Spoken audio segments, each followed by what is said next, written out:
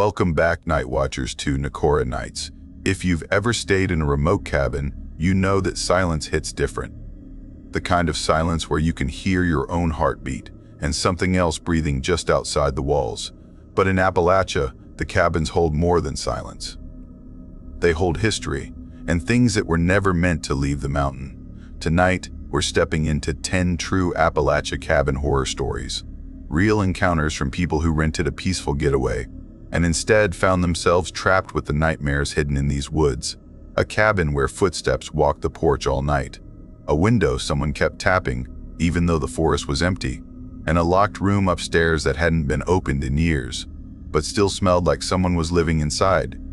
These aren't ghost stories. These are the moments people swore they'd never speak of again, until now. But before we light the lantern and open the cabin door, tell me, where are you watching from? And what time is it there? Because if it's late, the walls around you might start sounding familiar. If you're ready to open the cabin and step inside, hit like, subscribe, and comment. I'm not alone in the cabin. Now, take a deep breath, don't look at the window behind you, and whatever you hear on the porch, don't check it. This is 10 Untold Most Disturbing True Appalachia Cabin Horror Stories. Let's begin.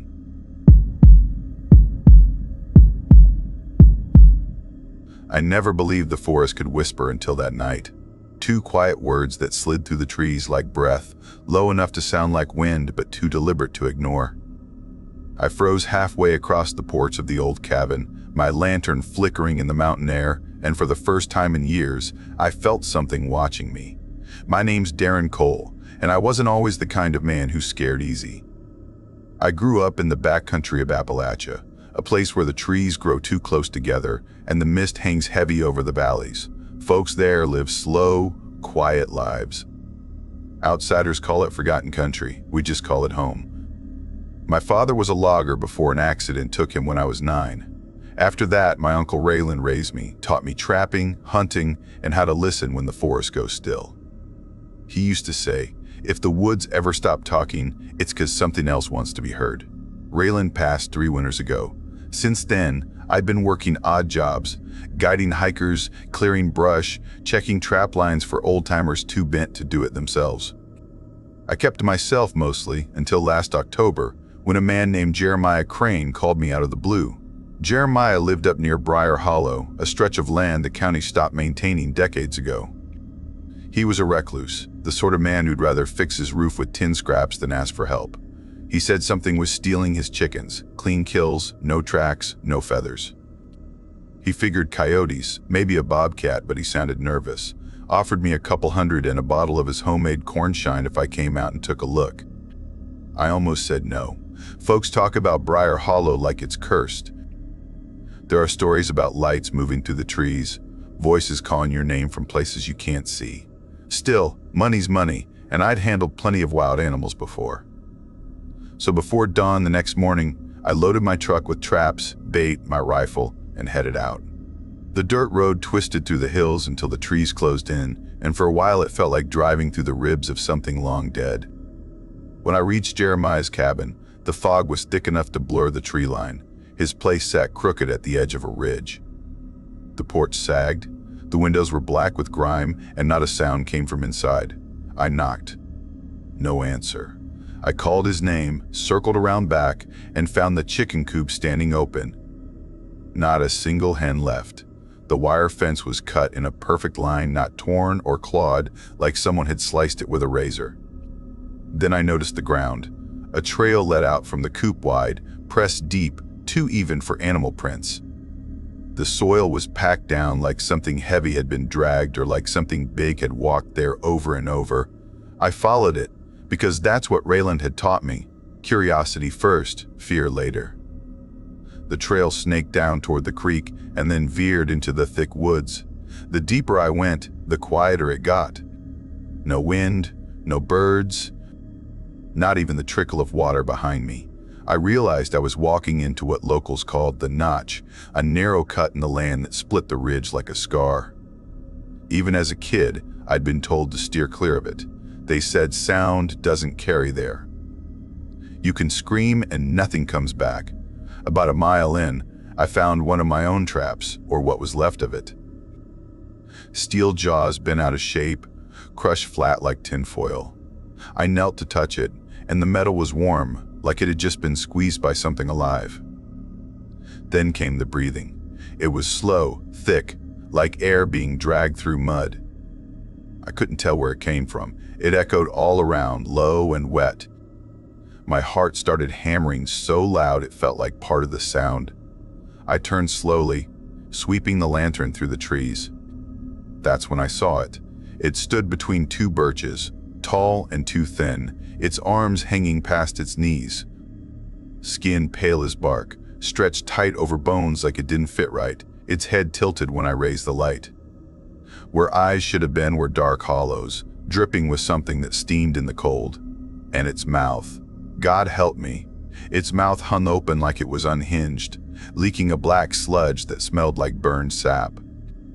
It raised one long arm, finger bent backward, and pointed behind me. I turned, saw nothing but trees. When I looked back, it was gone.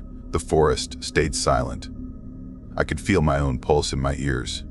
I backed away slow, never turning, until I reached the clearing by Jeremiah's cabin. By the time I got there, dusk was falling. I barricaded the door with a dresser and sat with my rifle across my lap, waiting for the night to end. At some point, I must have dozed off, because when I opened my eyes, it was 2:17 a.m. The fire was out, the air cold enough to see my breath. From outside came a sound like something dragging over wood. I froze. Then a soft scrape across the window. I lifted the lantern. Words were etched into the grime on the glass, written backward from outside. They came for me. I don't remember moving, just the sound of the rifle's safety clicking off. The scraping stopped. The next few hours crawled by, every creak of the cabin floor sounding like footsteps. When the first light hit the treetops, I was already outside, gear forgotten, running back toward the truck. I didn't look behind me once. 2 weeks later, I heard Jeremiah's cabin had burned down.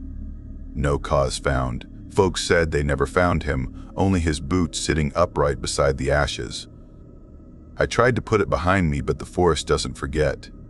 That winter, while checking my own trap lines miles away, I found one sprung clean and twisted the same way as before, steel bent like wax. The snow around it was untouched, not even a single print. I told myself it was nothing. I had to believe that. Then spring came. A hiker went missing near the hollow. Search and rescue combed the woods for days. They found his friend sitting by the creek, rocking back and forth, whispering about a mouth that never shuts. They never found the other boy. After that, I stopped working the hollow side altogether, moved closer to town, took up cabin repairs and guiding tourists up the easy trails. Tried to convince myself what I saw that night was just shadows and fear twisting my mind. But last month I took a job clearing brush near Old Crow Ridge, about 5 miles east of Briar Hollow. The client said there was an abandoned ranger cabin back in the pines, wanted it cleaned out for sale. I hiked up alone with a saw, lantern, and water. Around mid-afternoon, I came across a fence made from rusted wire, half buried in leaves. On the other side was a clearing filled with old mattresses, ropes hanging from branches, and half-broken cameras on tripods. The smell of mildew and something worse. Every part of me said to leave, but I couldn't. I pushed through the fence. The ground was soft, sunken in places like graves that never filled right. I crouched beside a broken camera, noticed the lens still pointed toward the cabin ahead.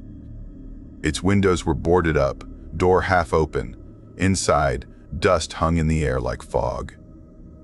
There was furniture, but everything looked arranged, too neat, like someone wanted it that way. I walked to the bathroom, turned on the lantern, and froze. In the mirror, scratched deep into the glass, were the words again, "They came for me." I stumbled back, hit the sink, and something clattered to the floor. It was a rusted key tied to a strip of leather, the kind Jeremiah used to wear. I didn't think, I ran. Through the trees, past the fence, back down the ridge until my lungs burned. When I finally stopped, it was already dark. That's when I heard it again, the breathing. Same slow, heavy rhythm. I swung the lantern around, light bouncing off trunks, shadows stretching too long. 100 feet away, behind a cluster of trees, I saw movement, a figure bending low over something on the ground. When I got closer, I realized it was a campsite. Abandoned. A small tent half collapsed, a kettle knocked over, and on a flat rock beside the fire pit, a baby's blanket folded neatly. No sign of anyone, just that faint, sickly smell of rot in the air. I left the ridge that night, hiked straight down without stopping, not caring where the path went. By the time I reached the road, the sky had started to lighten. My hands were shaking so bad I dropped the lantern. The glass shattered, but I didn't pick it up. I drove home, locked every door, and stayed up until morning. Now, months later, I still dream of it. The hollow face, the long arms, that sound that wasn't quite human breathing. I wake up some nights to silence so thick it feels alive. Sometimes I find dirt under my nails or the faint smell of pine sap on my pillow. Last week, I got a letter. No return address. Inside was a single photo, Jeremiah's cabin, taken before it burned. In the window, if you look close, there's a shape standing just behind the glass. Tall, thin, pale as ash. I burned the picture, but it didn't matter. The smell clung to the house for days. I'm not telling this for pity.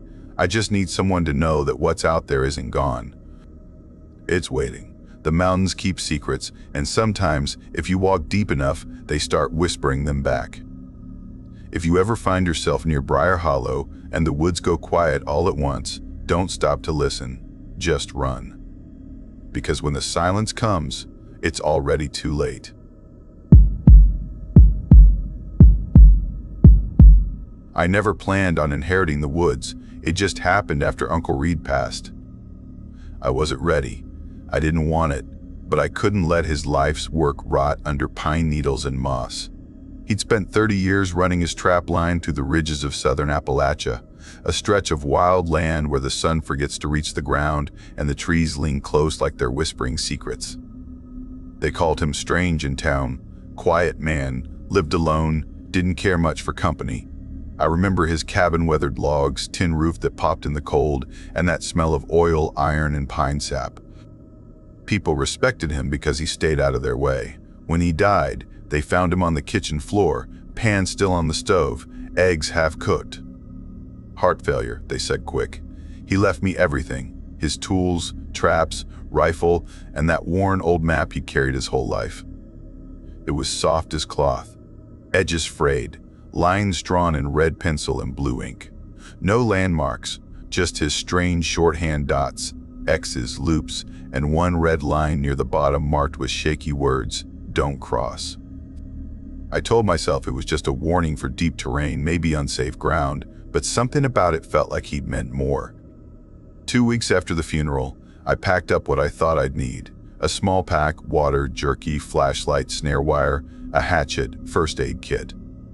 I took his bolt-action rifle too, not because I planned on using it, but because it felt wrong to go without it. My dog, Jasper, came with me. He was a big black shepherd mix, stubborn and loyal, always sniffing before he barked. Uncle Reed used to say that dog could see things people couldn't. We started at dawn, no one to see us off. The sky hung low and gray, mist crawling along the tree line. The woods were quiet in that thick old way where every sound feels swallowed before it reaches your ears. My boots sank in damp leaves, rifle bumping against my shoulder, Jasper trotting ahead, tail high. The first day was calm. I found 4 traps, 2 empty, 1 sprung, 1 holding a stiff rabbit. I reset them as best I could, feeling proud and uneasy at the same time. When the sun dipped, I made camp near a hollowed oak, fire cracking, Jasper curling beside me. The night felt still, too still, but I told myself it was just nerves. I woke before dawn to Jasper's low growl. He stood rigid, facing the dark beyond the fire's edge. Then I saw them, bare footprints in the damp earth, clean and deep, walking straight through my camp, right past where I slept. Human prints, barefoot. Not scattered or clumsy, just a perfect line vanishing into the trees. My stomach turned cold. Who walks barefoot this deep into the ridge? I packed fast. Didn't even eat. We moved along the old trail, the map folded in my pocket. The air felt heavier, colder.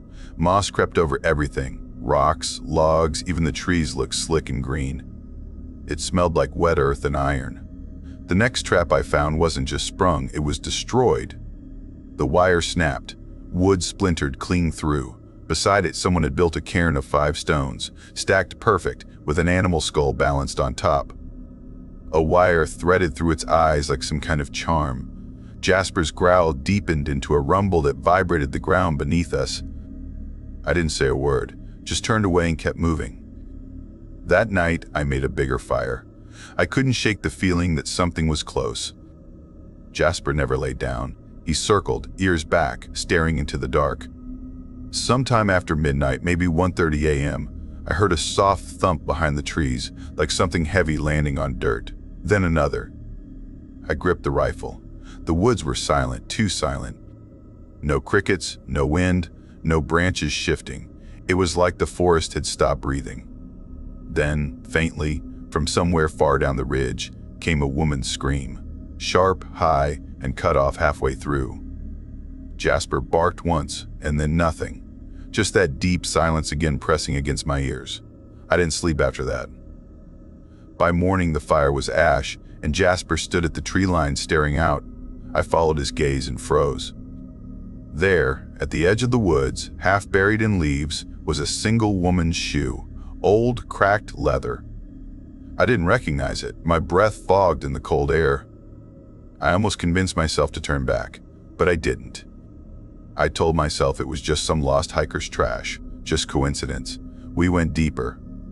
The trail disappeared, replaced by tangled brush and roots like twisted ropes. By mid-afternoon, the map's markings made less and less sense. I realized we were nearing the red line, the place Uncle Reed had warned about. And that's when I found it. A tattered missing person flyer nailed to a tree, half faded from rain. The name was Caroline Hensley, missing since 2009. But someone had scratched out the date and written this morning's date instead. I stared until my eyes blurred. My hands shook when I touched the paper. The ink was fresh. Jasper started whining, pulling back toward the trail, tail tucked. That should have been my cue to leave. But something kept me there, like the woods wanted me to keep walking, like it was holding its breath, waiting for me to step forward. By dusk, the ridge grew steeper, trees leaning in so tight the light barely touched the ground. Every few steps, I thought I heard something behind me, branches cracking, leaves shifting, but when I turned, nothing, only the trees. Always the trees. We camped again, though I barely slept. I kept seeing that missing flyer every time I closed my eyes. Around 2:17 a.m., I felt something brush my cheek. Not wind, fingers. Cold and dry. I shot up, flashlight in hand, beam cutting through the dark. No one was there, but Jasper was gone. His leash lay slack, end frayed like it had been cut clean through. No paw prints, no sound, nothing. I called his name until my throat ached, but the forest swallowed every word. That's when I realized where I was standing, the red line. A strip of red cloth tied to a cedar tree marked it, fluttering in the wind. Uncle Reed's warning echoed in my head, his voice low and tired, past the ironwood. Things don't listen to rules. I stepped over anyway. The ground changed immediately, softer, wrong somehow, like it gave under my boots. The air grew colder. The trees looked different, bent in strange directions, growing in spirals instead of straight lines. Some of them had faces in the bark, or maybe it was just shadows, but I could swear they watched me move. The silence had weight. I walked until I saw something hanging ahead. My chest tightened. It was Jasper. Strung from a low branch, fur brushed smooth, eyes open, mouth stuffed with moss. It wasn't just death, it was a warning. My body collapsed on its own. My knees hit the dirt. I screamed, but it came out wrong, more like a gasp and a sob tangled together. My vision blurred, and then I heard a voice behind me. You knew better. It was Uncle Reed's voice, but wrong. Too thin, too distant, like a tape recording dragged slow.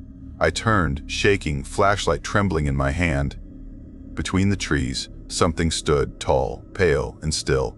Its face was smooth, featureless, but I could feel it looking at me. The trees shifted around it, branches twisting, roots moving like snakes through the soil. I ran. Branches tore at my clothes. Mud sucked at my boots. Shadows flickered in the corners of my eyes. That low humming started behind me, a sound that crawled up my spine and settled just behind my ears. I didn't dare look back. I knew if I did, I wouldn't stop running until my body gave out. Eventually, I fell. My legs just quit. I dropped to my knees in the dark, dirt in my mouth, lungs burning.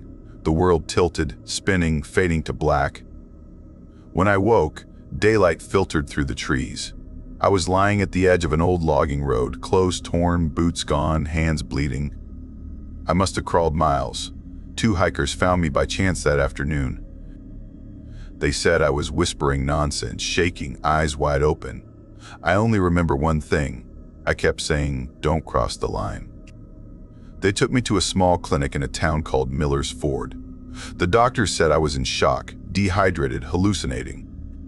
They didn't believe a word, but I know what I saw.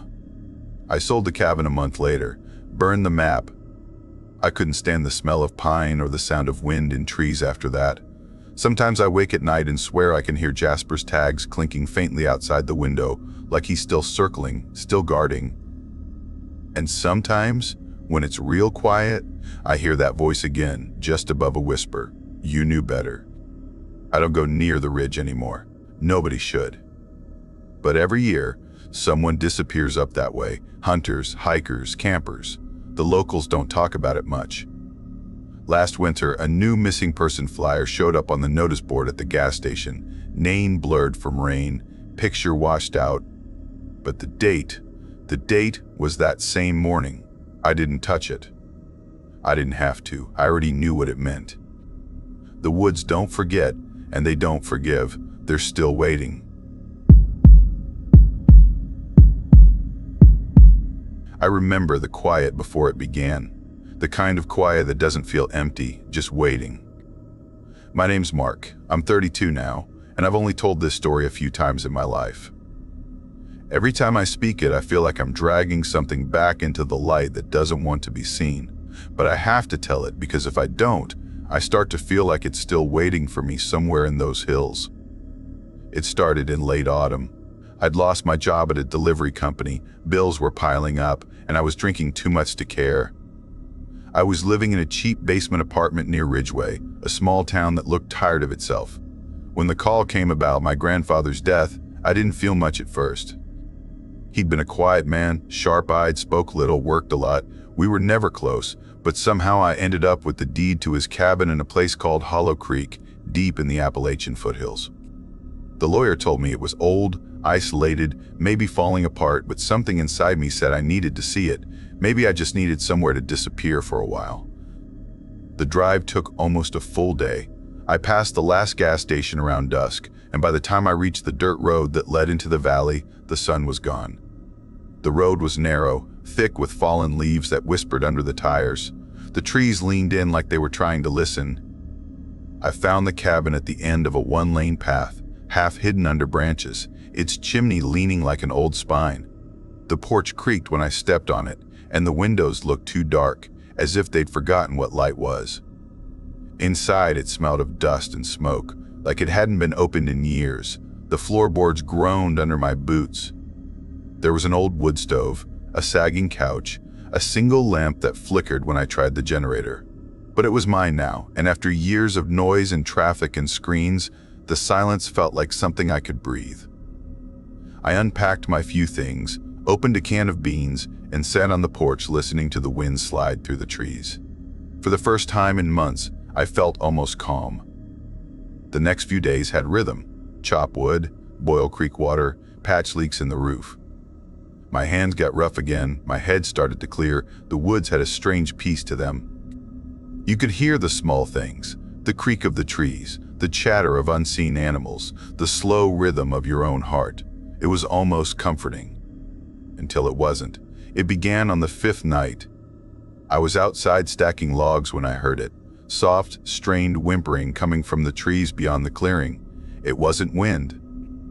It wasn't far, maybe 50 yards. I grabbed a flashlight and started toward it. The beam cut through the branches, lighting up pockets of mist. The sound grew weaker but closer, a kind of broken cry. Then I saw him. A small black and brown dog lay beside an old fence post, its paw tangled in wire. The poor thing was shaking, eyes dull but aware. The trap was rusted, looked decades old, like it had been waiting. My first thought was to walk away. I wasn't ready to take care of anyone, not even myself. But something in me couldn't leave him there.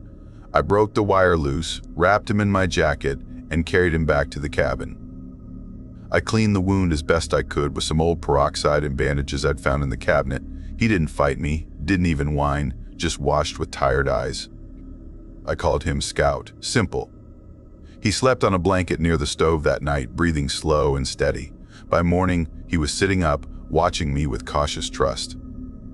From that morning on, Scout followed me everywhere. He limped a bit, but kept close, as if afraid I'd vanish. For a while, it felt like the cabin wasn't so empty anymore. But then things started changing. The first sign was small, a pair of footprints in the mud outside the porch, barefoot and long, too long to be mine. Then, one morning, Scout growled at something beyond the trees. His fur stood up straight, teeth bared, eyes locked on the ridge north of the cabin. I saw nothing at first, but the woods felt wrong, like the air was holding its breath. I found strange things after that. A trail of torn fabric leading into the woods, each piece freshly ripped, still damp from the morning dew. Once, near the creek, I came across a bundle laid out on the ground, duct tape, zip ties, and a folded tarp, neat and deliberate, the kind of thing you don't find by accident. I didn't touch it. At night, Scout would wake suddenly, ears twitching, staring at the window. I'd hear faint movement outside, branches cracking, slow steps circling the cabin. Once, around 2:17 a.m., there was a single knock on the wall near my bed. Just one, not loud, not rushed. I held my breath, staring into the dark, listening. Scout growled low, pressing against my leg. The knock didn't come again, but I didn't sleep the rest of the night. The next morning, I went outside and found something on the porch. It was an old snare, just like the one I'd freed Scout from, but this one was clean, polished, and empty. Sitting beside it was a single crow feather. The sight chilled me in a way I can't explain. The woods grew quieter over the next few days. No birds, no rustle of small life. Even the creek seemed slower. The trees around the cabin had scratches now. 4 long marks down the trunks, raw and fresh. Scout refused to go near the ridge where they appeared. He'd whine and pull back, tail low, eyes wide. I started to believe he knew something I didn't. Then came the first sighting. It was near midnight. I'd stepped out for air, cigarette in hand, when Scout froze beside me. Across the clearing, just at the line where the forest began, someone was standing. A man, I think. Tall, coat too pale against the dark, wide-brimmed hat shadowing his face. He didn't move, didn't speak, just stood watching. I blinked, and he was gone. The next night, he was back, closer. Every night after, he came again, never moving, never speaking, always there at the edge of sight. The silence became unbearable. I started keeping my grandfather's old shotgun by the door, though it hadn't worked in years. Somehow, just holding it helped me breathe. Then came the whispers. At first, I thought they were in my head. Faint sounds slipping through the cracks of the walls, like someone murmuring just out of reach. Not words I could understand, but something heavy and old. Sometimes I thought I caught phrases, "He was chosen, give him back." I tried to drown them out with the radio, but there was no signal. One night, around 3:06 a.m., I woke to hear Scout growling deep and low. The door handle was turning, slow and careful. My heart hammered in my chest. I aimed the shotgun, even though I knew it would jam. The door didn't open, but the knob kept twisting, metal scraping metal. Then silence. When I dared to move closer, I noticed the window beside the door. A shape was there, pressed against the glass pale face, hollow eyes, lips curved too wide. I stumbled back, breath caught in my throat. The figure whispered something I'll never forget. "He's mine." Scout lunged at the window, barking so hard the frame rattled. When I looked again, the figure was gone. At dawn, I found footprints in the mud, leading toward the ridge. Each one was deep, human-like, but wrong. The toes were too pointed, the arches too long. I packed my bag that morning, ready to leave, but when I turned the ignition on my truck, nothing happened. The battery was dead. I had checked it the night before. It was fine then. While I tried to think, a sound echoed through the woods, a heavy crash, like wood breaking. I ran outside and saw a fallen tree blocking the only road out. Not an accident. It looked cut. That night, I tried to stay awake. The cabin felt smaller, walls pressing in. The whispers came again, clearer this time, circling the room, slipping through the logs. "He doesn't belong to you. Return him." I covered my ears, whispered back that I didn't understand, but my voice felt swallowed. Scout barked until he went hoarse. I found new things each morning. A single glove hanging from a branch. A torn photograph nailed to a tree. A rusted chain coiled near the creek. Someone, or something, was leaving messages, and every one of them felt closer than before. By the 7th day, I was running on fear and coffee. I had built a barricade inside the cabin, nailed the shutters, kept Scout close. The forest outside felt alive, breathing with me, waiting. When night came, the air went still. Then the knocking began. Not on the wall this time, on the roof. Slow, dragging steps above me. Scout barked until I thought his throat would tear. The steps stopped right over my head. Dust fell from the ceiling, drifting in the lamplight. Then a voice, calm and low. "You took what was marked." I didn't answer. My hands shook on the shotgun. The voice came again, closer now. "He was mine." Then everything went quiet. The next sound I heard was the back door creaking open. I turned and saw nothing but black. The generator flickered and died. I heard Scout snarl, then the sound of claws on wood, something heavy moving fast. I fired the shotgun. The blast echoed, deafening, but nothing fell. Only silence. When the lights came back, Scout was gone. The door was open, leading into the forest. I called for him until my voice broke. No answer. I stepped outside, heart pounding, and found small paw prints leading into the trees. I followed them, flashlight trembling in my hand. The woods were dense, shadows twisting like smoke. The prints led to the ridge, to the same line Scout had always refused to cross. At the top, I found something half buried in the leaves, my flannel jacket torn and damp, and beside it, a collar. Scout's. That was the last thing I remember clearly. The rest comes in flashes running, the beam of my light catching shapes between the trees, something whispering just behind me. I fell, hit the ground, woke up at dawn with no idea how I'd gotten there. My truck started that morning like nothing had happened. The road was clear. The forest was silent. I drove until I hit the highway, never looked back. I've moved 3 times since then. New towns, new locks, new name on the mailbox. But sometimes, when the night is too quiet, I still hear that whisper curling out of the dark. You took what was marked. And sometimes, if I'm unlucky, I hear something else too. The soft tap of paws on the floor, the faint rattle of a chain, and the sound of breathing just outside my door.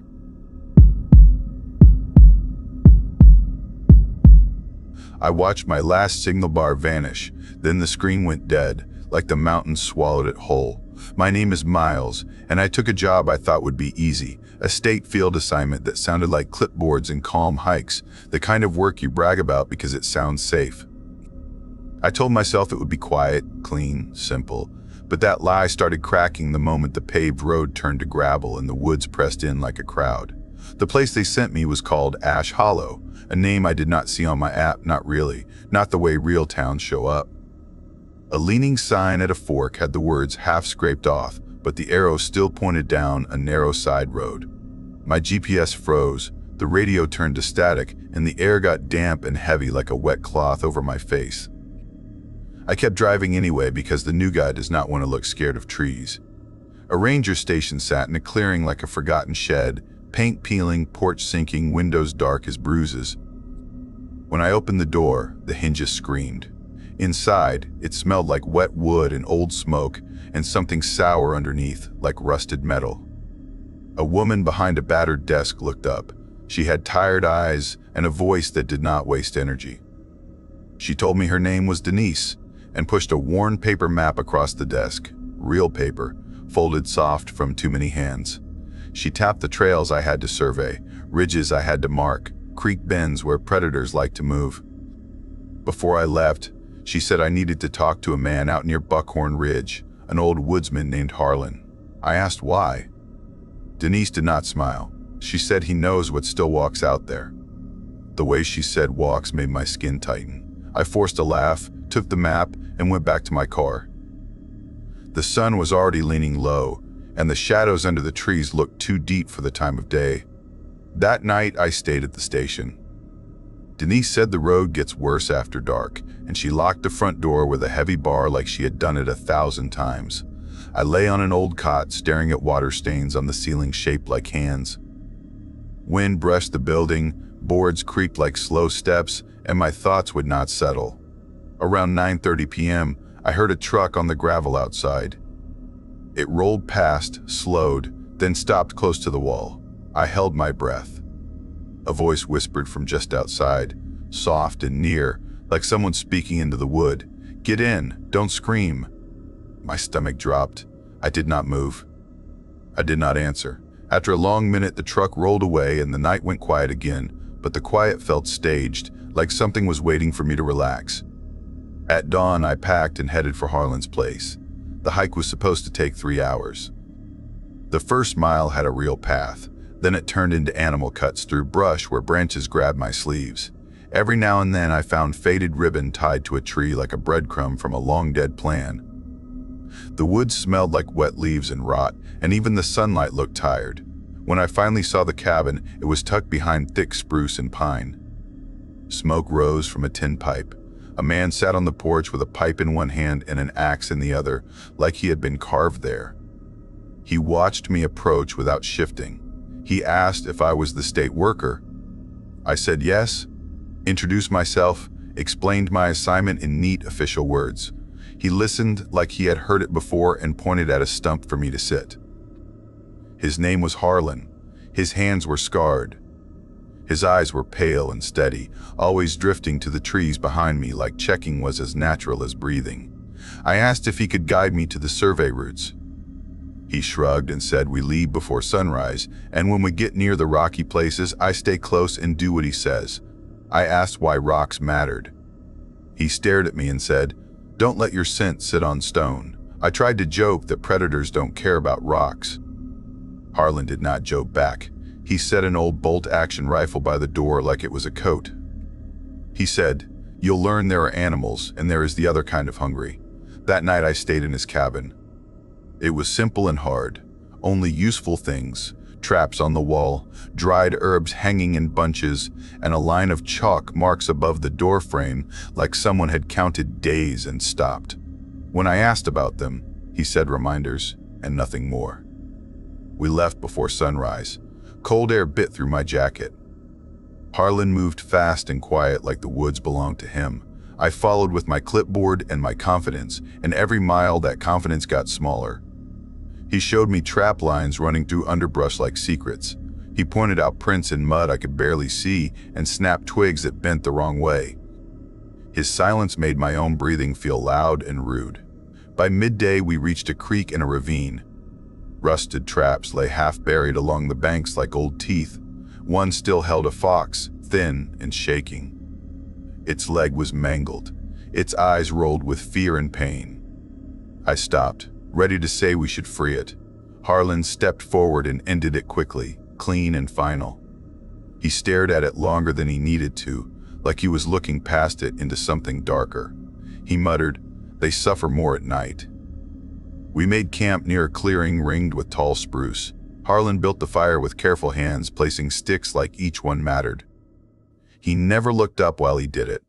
Dusk fell, the woods thickened, and I tried to make conversation to keep the fear from finding room. I asked if he ever saw anything strange out here. Harlan said strange is common, wrong is rare, then he paused and added, but wrong likes this place. That night, I could not sleep. The fire burned down to embers. The dark between trees looked thick, like tar. I kept thinking about the fox and the way he spoke about night. Sometime after 2:17 a.m., I heard footsteps, steady, slow, circling the clearing like someone measuring it. I sat up fast, grabbed my flashlight, swept the beam across the ground. At the edge of the tree line stood a figure, still and watching. My brain tried to call it Harlan because it wore his shape, hat, and shoulders, but the longer I looked, the more wrong it became. The arms hung too low, the limbs bent in odd places.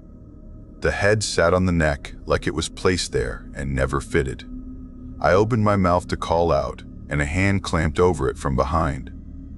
Harlan's face was close to mine, eyes wide, skin pale in the ember glow. He shook his head hard. "Don't speak," he whispered. "It wears voices." My heart slammed against my ribs. I nodded because it was all I could do. The thing at the tree line backed away one slow step, then another. It never blinked. It never turned. It kept watching until the dark swallowed it. Harlan held still for a long time after it vanished, listening like he expected it to return crawling. When he finally let go, I sucked air like I had been drowning. I asked what that was. He said it crawled out of a pit. He told me, in short broken pieces, that when he was young, he hunted for scrap near old mine breaks and sinkholes, places where the earth opened like a mouth. He said something lived down there that learned him, copied him, wore him like a coat. He said he escaped, but not all of him came back clean. At dawn, he packed fast. We did not go back to his cabin. We hiked deeper into a stretch where even birds did not call. The woods felt dead, not peaceful, dead like a room after a fight. Every time I looked behind us, I expected to see my own outline stepping between trunks. Around noon, we reached a sunken ring of stone and soot, a depression in the earth like the remains of an old burn spot that never healed. Harlan stopped at the edge and said, "This is where it sleeps, when it sleeps." He pulled something from his canvas sack, a pelt that did not look right.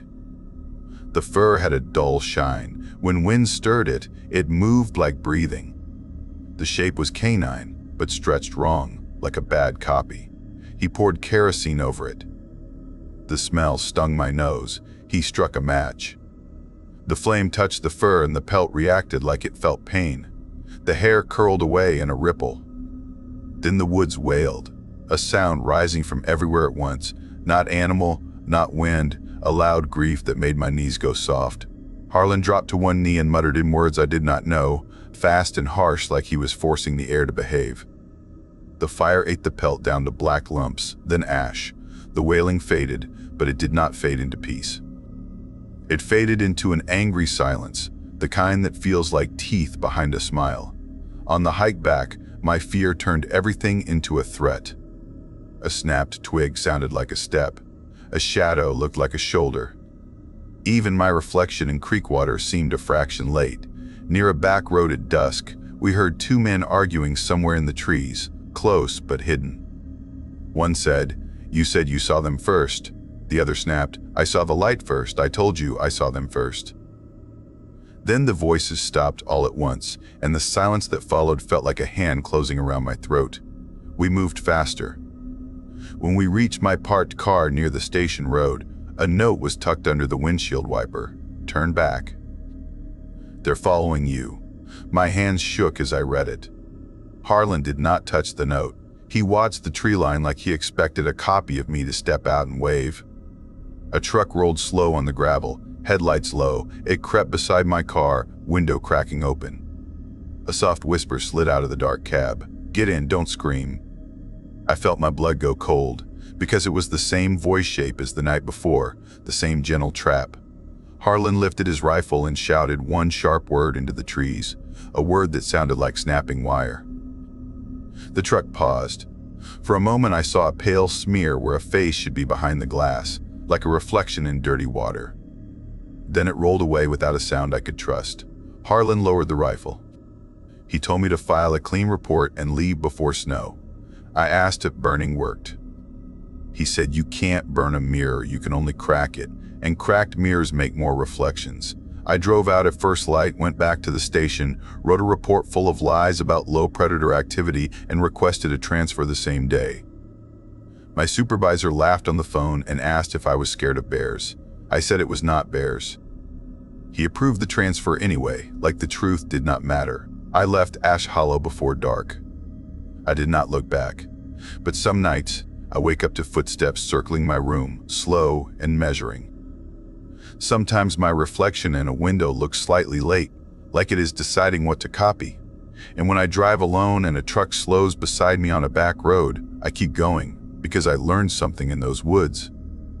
If you get in, you might not be the one who comes back out.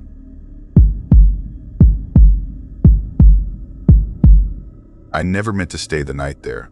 I only stopped because the snow had thickened so fast it swallowed the road, and the trail signs looked like ghosts nailed to the trees. My name's Caleb Rhodes, and 3 winters ago I took a job that still crawls through my sleep like frost under skin.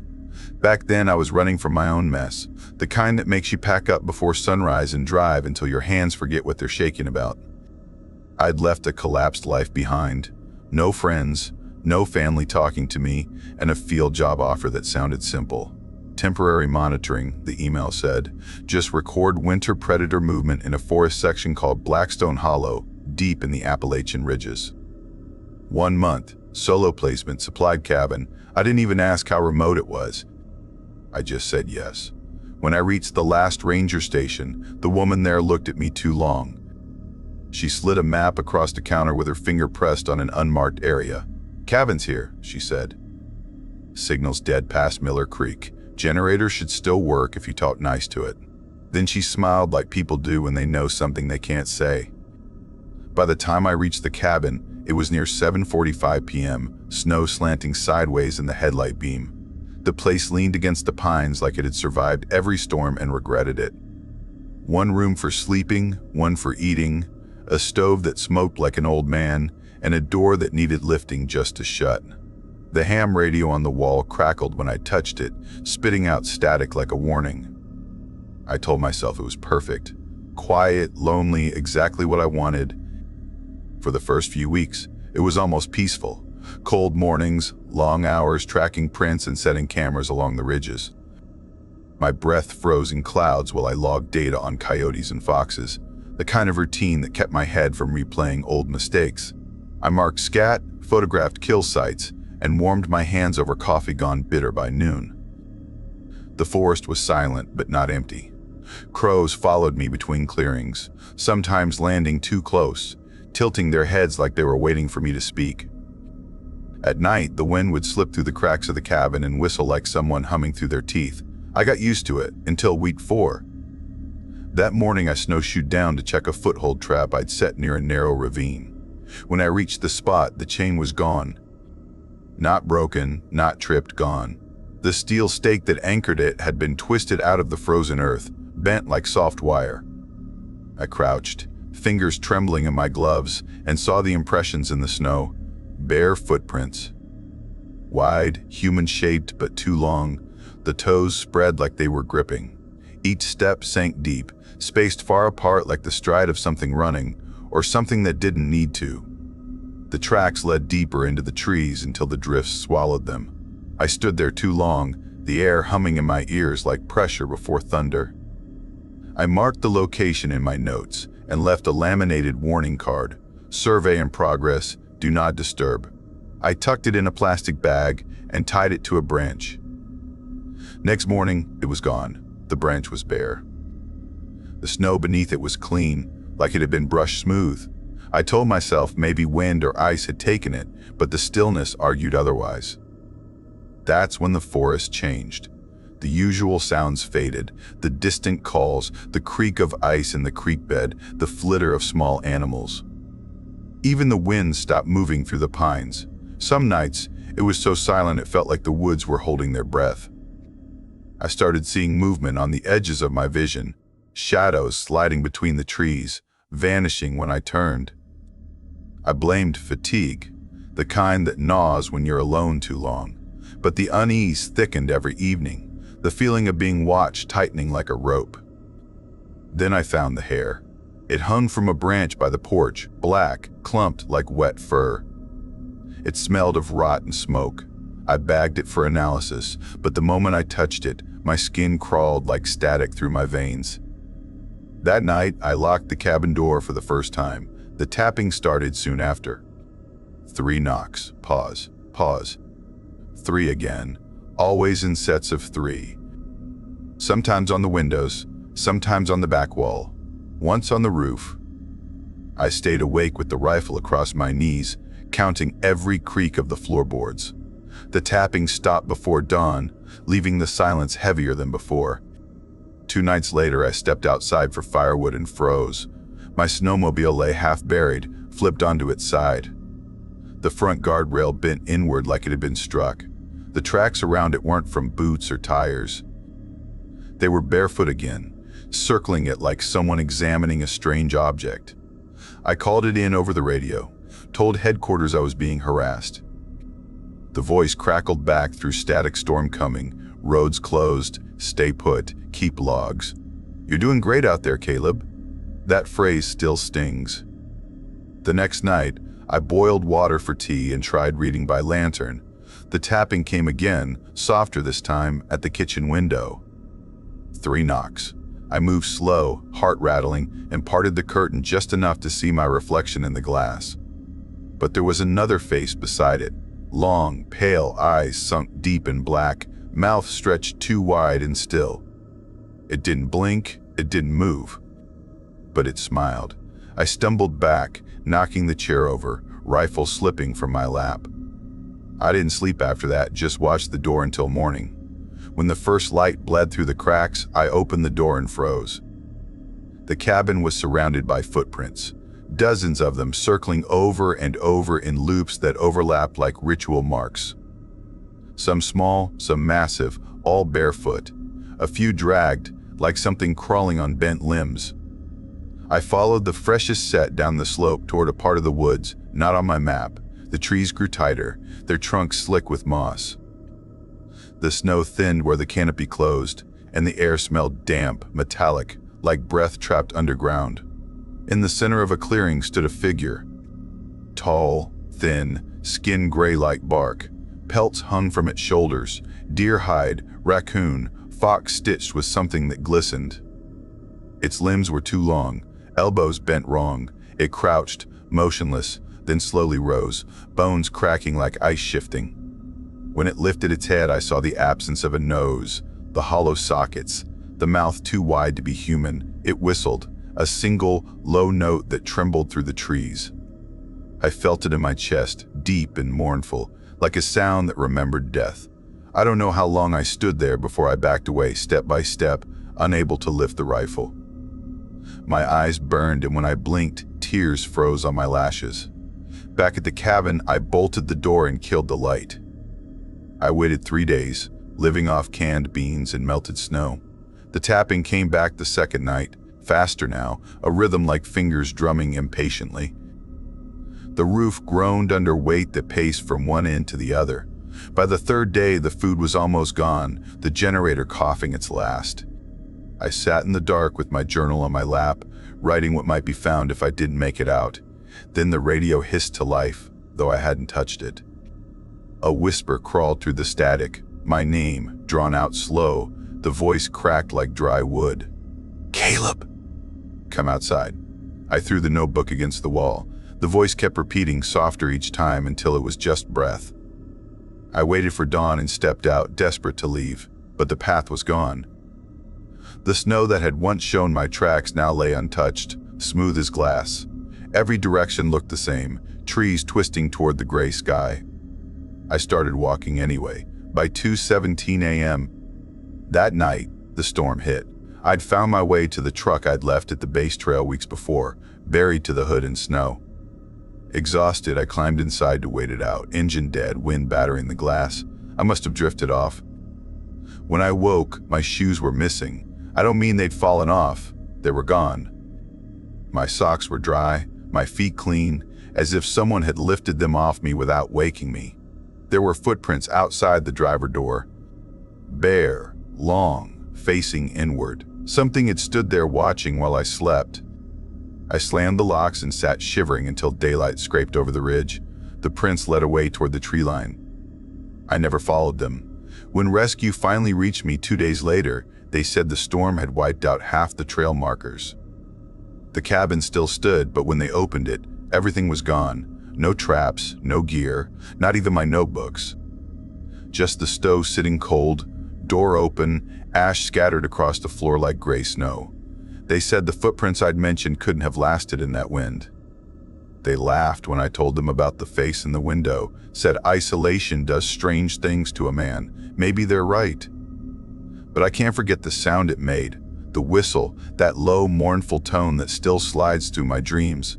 Sometimes I hear it when wind moves through narrow places, like the world itself remembers.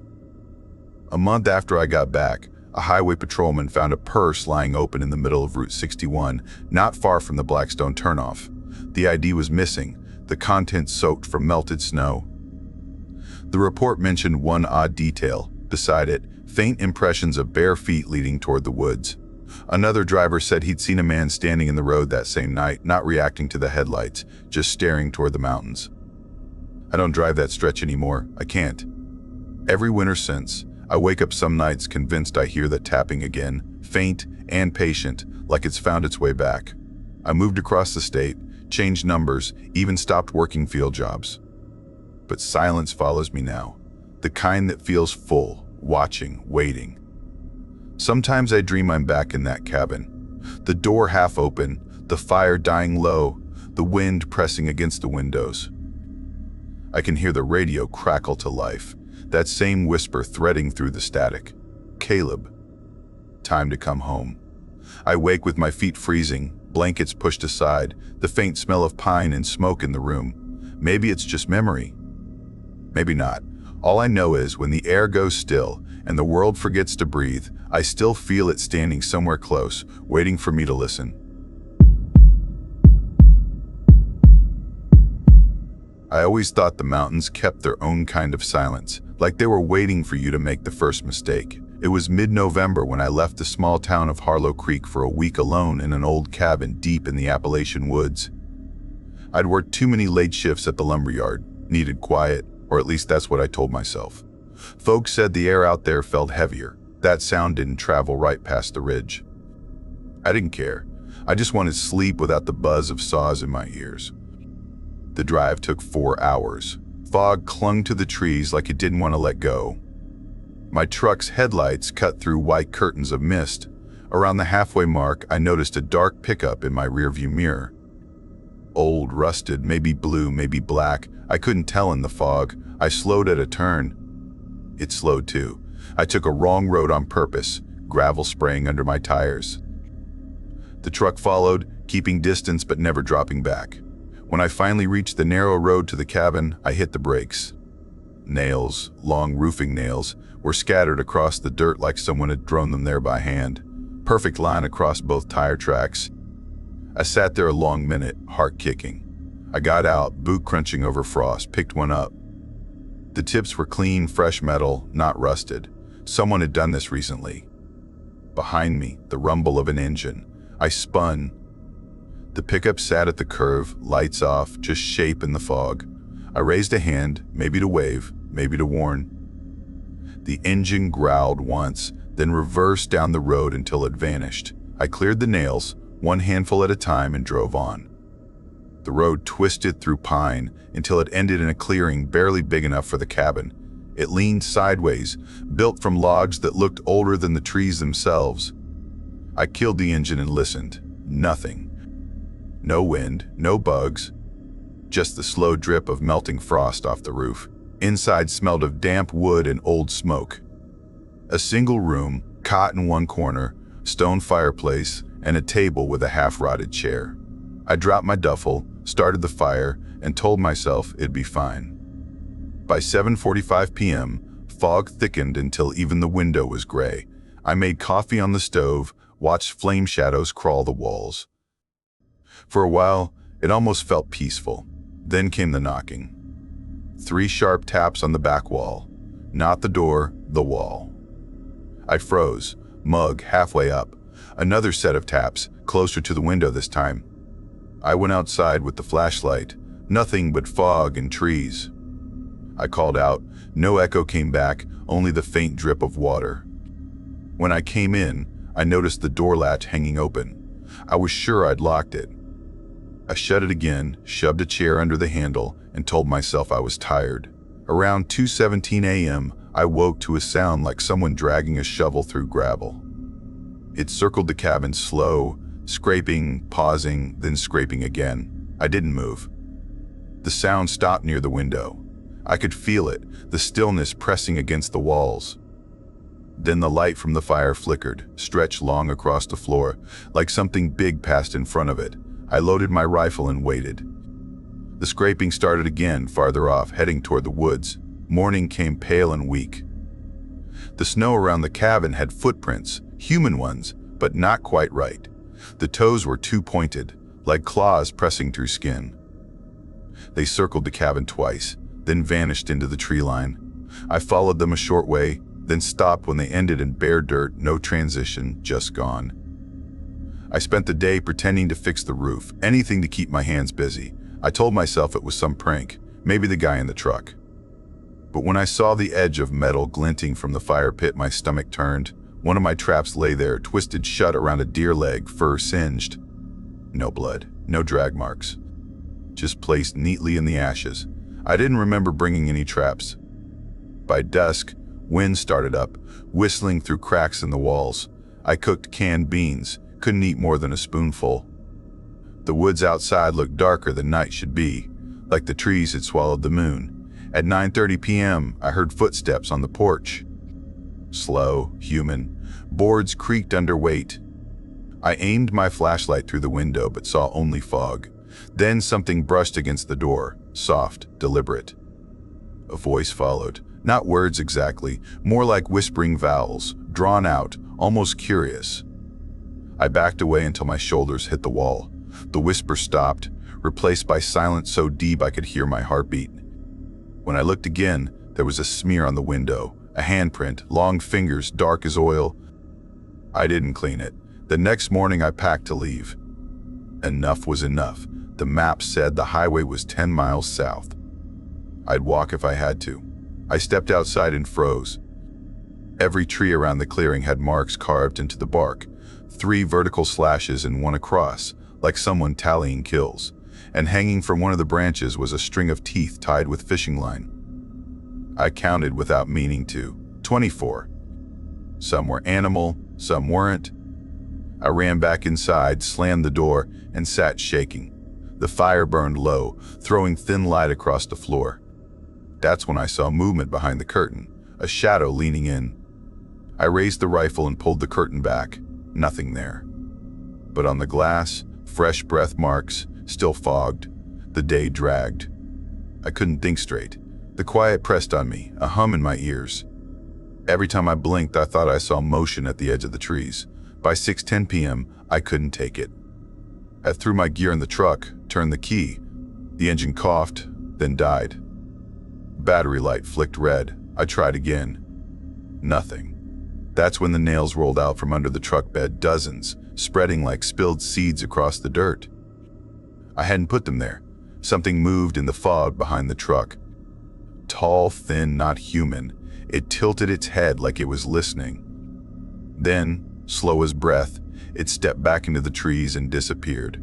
I ran inside, slammed the door, and shoved the table against it. The fire went out on its own. Darkness fell like a curtain. At 10:41 p.m., the whispering started again. This time it came from inside the cabin. Not a voice, exactly, more like breath brushing against my ear from nowhere. You shouldn't have come. I froze, rifle shaking in my hands. Then came the sound of something dragging along the floor. I aimed the light, nothing there. The dragging moved behind me, then across the ceiling. Dust rained down. The door burst open. The fog poured in, thick and gray. Through it, I saw shapes moving, dozens, maybe more. Their faces were wrong, stretched, teeth too many. I fired once, twice. The sound vanished into the fog like it didn't exist. When the smoke cleared, the cabin was empty again. Only my traps hung from the rafters, each one snapped shut around a strip of fabric, my shirt. I stayed awake until dawn, staring at the door. When light came, it was thin and colorless. I packed again, ready to walk. I didn't care where. Half a mile down the trail, I found the truck from before, parked sideways across the path, engine cold. The windows were fogged from inside. I opened the door. Empty, but on the passenger seat lay a paper map. My cabin circled in red. Beside it, scrawled words, "Don't stay after the third night." This was my third night. The woods grew darker the farther I walked. Paths twisted, trees leaned inward until the sky disappeared. I checked the compass, the needle spun uselessly. After hours, I came to a creek I didn't recognize. On the far bank, a cabin. The same one. Same crooked chimney, same cracked window. I stepped closer, throat dry. Smoke rose from the chimney. Inside, through the window, I saw movement. Someone sitting by the fire, back turned. He wore my jacket. I stumbled backward, branches cracking underfoot. The figure turned. It was me, or something that wore my face wrong. The eyes were empty pits, mouth stretched wide in a smile too still to be real. I ran. Didn't look back. By 7:12 p.m., darkness swallowed the forest. I saw lights through the trees. A gas station, or what looked like one, neon buzzing weakly, sign half fallen. Inside, an old man behind the counter blinked like he hadn't seen another soul in years. Told him I'd been staying up near Hollow Ridge, asked if there was another road out. His face went white. He said, "You been up there?" I nodded. He shook his head slow, voice cracking. "Son, that place ain't right. Nobody's supposed to stay past 3 nights. You see anyone out there, it ain't anyone living." I told him about the truck, the nails, the whispers. He reached under the counter, pulled out an old silver key. "Take it. It's for the church halfway down the mountain. If you make it that far, lock yourself inside till sunrise. Don't look out the windows. Don't answer if you hear your own voice." I ran back out, jumped in the truck. Somehow, it started on the first try. The road wound down steep and narrow, fog crawling low across the ground. I drove fast, eyes burning. Every turn looked the same. In the mirror, lights flared. The pickup again, closer this time, headlights like animal eyes. I floored the gas. The truck matched my speed. Then it pulled alongside, no driver inside. Just emptiness. The door of my truck flung open, wind tearing at me. A hand-long, gray, jointed rong gripped the edge of the door. I swerved, slammed it shut, kept driving till the lights vanished. When I reached the old church, its steeple barely stood, doors wide open. Inside smelled of mildew and wax. I locked myself in, slid down the wall, and waited. Around 3:03 a.m., bells started ringing, though there was no bell tower left. The sound was slow, uneven. I pressed my hands over my ears, then the whisper again behind me. "You can't leave where you belong." I turned. The pews were full, dozens of faces, each one pale and hollow, mouths open wide like they were screaming but no sound came. At the front stood the thing wearing my face. It smiled, reached out a hand. "Welcome home." I fired till the rifle clicked empty. When I woke, sunlight poured through the broken windows. The pews were empty. The door was open. I stepped outside, shaking. The forest looked calm, almost ordinary. Birds chirped. The sky was blue. I walked down the mountain till I hit the main road, flagged a passing truck. The driver didn't ask questions. He dropped me at a diner near the edge of town. Inside, the smell of coffee and grease almost felt safe. I sat at the counter, hands still trembling. A woman behind the counter poured me a cup, said she hadn't seen anyone come down from Hollow Ridge in years, asked if I'd been up there. I didn't answer. Behind her, on the bulletin board, hung a photo, blurry, old, faded. The man in it looked just like me. Underneath, handwritten, missing since 1979. My cup fell. coffee spilling across the counter. When I looked up, the window behind me showed the road. The same black pickup parked outside, engine idling, the driver's seat empty. The radio crackled from nowhere. "You came back." I quit the lumberyard a week later, moved 2 states over, never went near the mountains again. But sometimes, late at night, when fog crawls down the streets, I hear the sound of nails scattering on pavement. And in every mirror, just for a breath, I see a reflection that smiles before I do.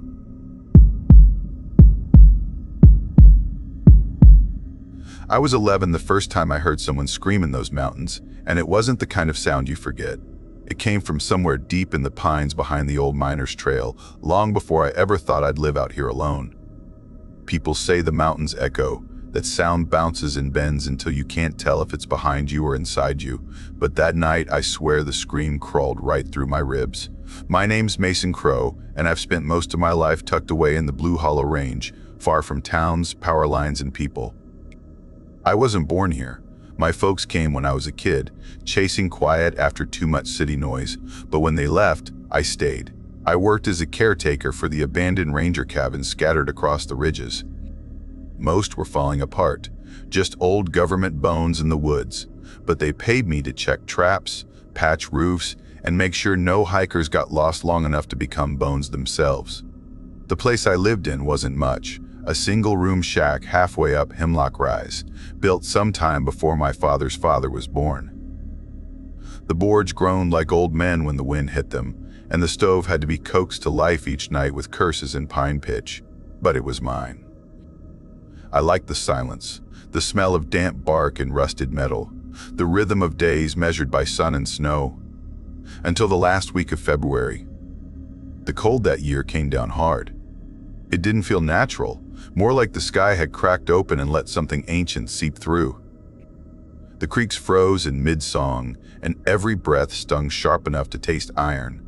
I had 6 traps set near Miller's Fork, mostly beaver but a few for mink too. I'd been out there all day hauling a frozen carcass and dragging my half-busted snowshoe through knee-high drifts, cursing each step. By the time I reached the cabin, it was past 9. The fire wouldn't catch. My hands were red and stiff, shaking like they'd forgotten blood. I ate half a tin of beans, cold as the can itself, and stretched out on my blanket near the hearth.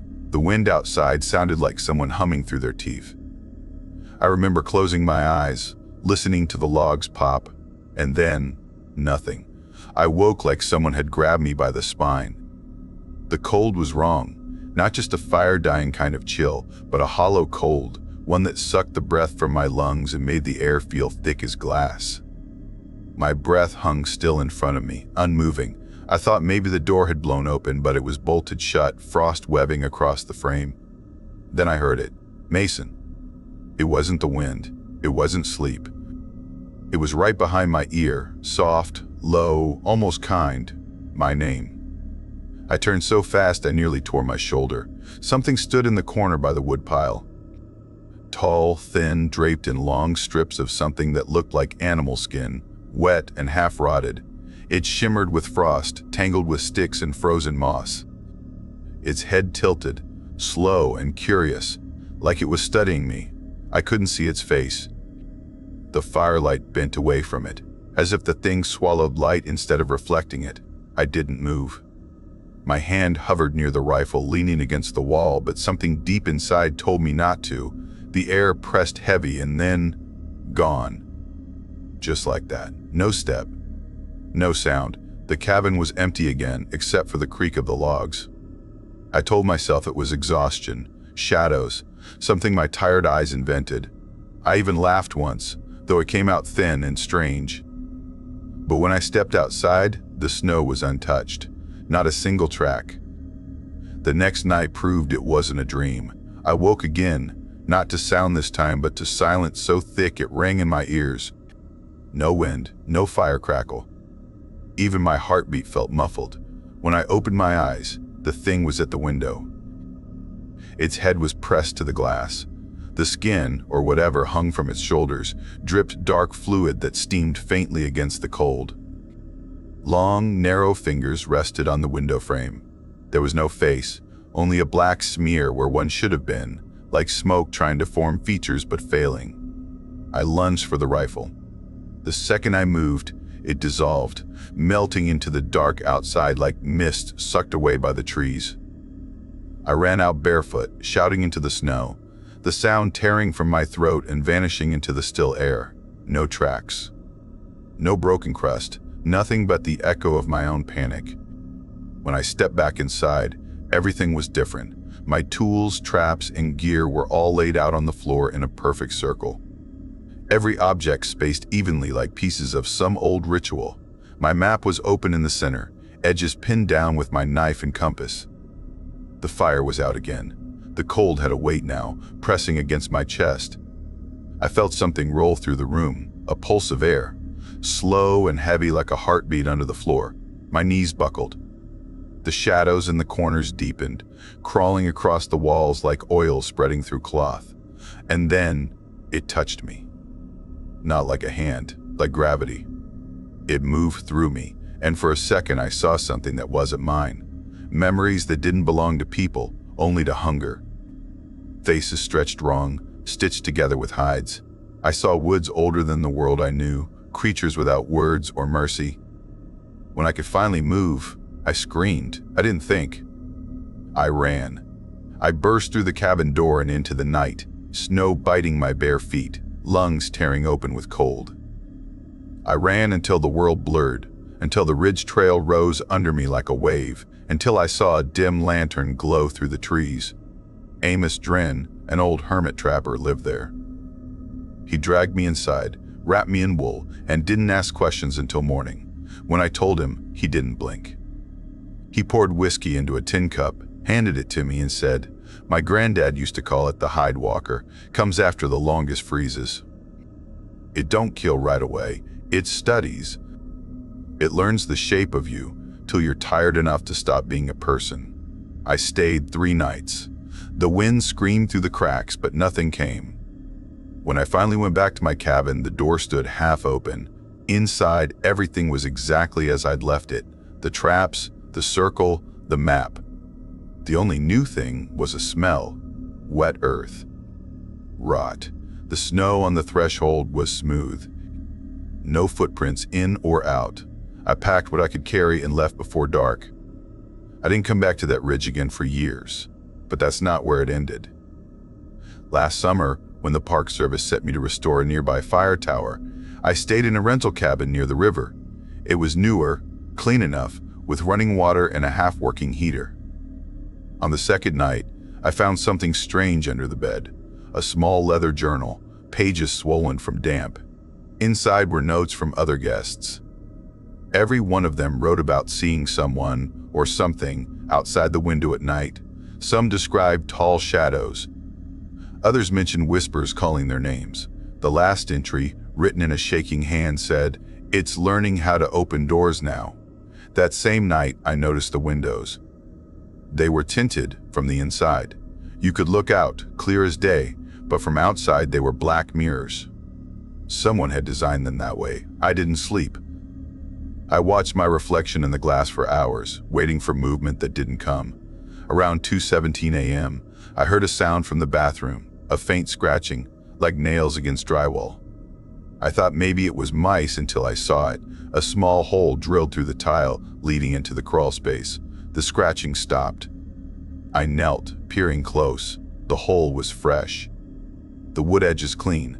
When I pressed my ear against it, I swear I heard breathing. Slow, patient. That was the moment I realized I wasn't alone in that cabin. I left before dawn, didn't even pack my bag. The park ranger who checked the place after said there was nothing unusual, but he wouldn't look me in the eye when he handed back my keys. Weeks later, curiosity or stupidity made me look up the cabin's history. It stood barely a mile from where my old shack used to be, near the edge of Hemlock Rise. Built over the same soil, the same buried cold. I don't know if the thing ever left that ridge, or if it followed me. Maybe it never needed to move at all. Maybe it lives in the walls, in the silence, in the dark between breaths. Sometimes at night, when the house goes still and the wind forgets to blow, I hear my name again. Mason, soft, close, tender. And when I look at the window, I see a shape in the reflection that isn't mine.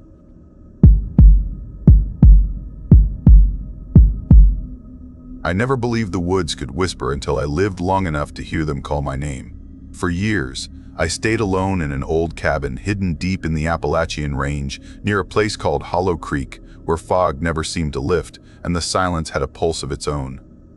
My name is Jonah Ward, and before all of this, I worked in the mines down near Pike Hollow. But when the shaft collapsed and took half the crew with it, I quit everything. The cabin was my father's, left behind after he passed, a crooked little thing pressed against the side of Bear Ridge, half swallowed by trees. I told myself I'd stay for a few months, maybe through one winter. I ended up staying for 5 years. No phone, no road, no neighbors. Just me, the rifle, a lantern, and the woods. For a while, life was simple. I hunted, trapped, kept quiet, and listened to the world breathe. But something started changing 2 winters ago, slow and quiet like a sickness you don't feel until it's too late. The first sign came one morning when I found one of my snares tripped but empty. Not unusual, but the next day the whole thing was gone. Rope, branch, stake all vanished like it had never been there. I figured maybe a bear had dragged it off, though most were sleeping through the cold by then. 2 days later, I found another trap bent nearly in half. Steel, twisted like it was nothing. That's when I began carrying my shotgun whenever I went out. The woods didn't feel right anymore. I couldn't see anything, but I knew something was watching. Every few steps, I'd stop, turn, wait, but there was never a sound, just that deep, heavy stillness that sits on your chest and makes it hard to breathe. Then came the smell. It started faint, drifting through the air like smoke sweet, rotten, wrong. Sometimes it would be outside on the trail, sometimes it would slip through the cracks in the cabin walls. I thought maybe a raccoon or fox had died under the porch, but when I checked, there was nothing. Just the smell, then gone again. The first knock came one night around 2:17 a.m. It wasn't on the door. It was on the wall behind my bed, 3 hard knocks, spaced out slow, like something thinking between each one. I sat up with my shotgun in hand, heart hammering so loud I thought it might shake the window. No footsteps, no wind, just silence after that. The next night, it came again, but on a different wall, near the fireplace this time.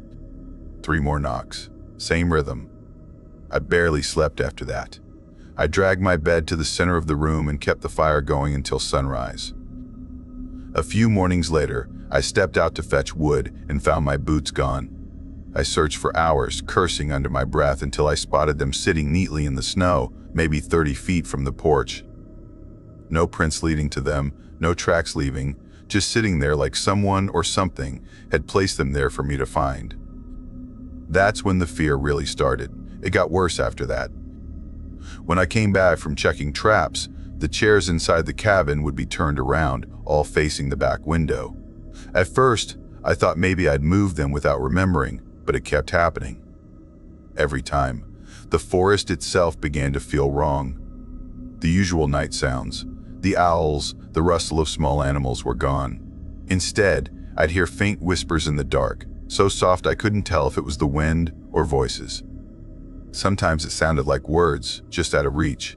Then one night, the whisper said my name, Jonah. It was a child's voice. I froze on the porch, shotgun raised toward the trees. My breath fogged in the cold, and the firelight behind me made my shadow stretch out long. The voice didn't speak again, and I stood there until dawn, waiting for something that never showed. Next morning, I found a deer hanging upside down from a maple tree about 100 feet from the cabin. Its insides were gone, and behind it, carved deep into the bark, was a spiral pattern that branched off like twisted antlers. I burned what was left and buried the ashes, praying under my breath even though I hadn't prayed in years. That night, the knocking didn't come. Instead, I heard scraping, slow, heavy claws dragging across the roof.